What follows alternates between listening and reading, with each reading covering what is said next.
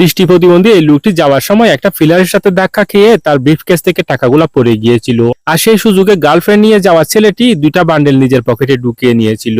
তারপর তারা তিনজন মিলে ব্রিফকেসে টাকাগুলা ভরে নিল। আর ব্রিফকেসে টাকাগুলা ভরার পর দৃষ্টি প্রতিবন্ধী ছেলেটি বলল, দাঁড়াও আমি টাকাগুলা একটু গুনে নি। তারপর কিছুক্ষণ গণার পর বলল, এখানে তো 50টা বান্ডিল ছিল, আর দুইটা বান্ডিল কই? আর ধরা পড়ার পর ছেলেটি খুঁজার বান করছিল।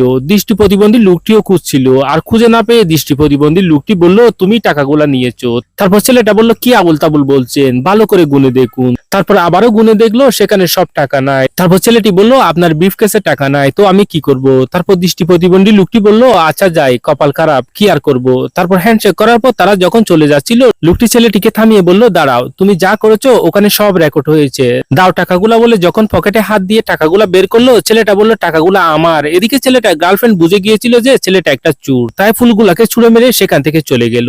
তারপর ছেলেটা ব্রিফকেস থেকে টাকাগুলাকে ফেলে দিয়ে বলল, তুই এটা কি করলি?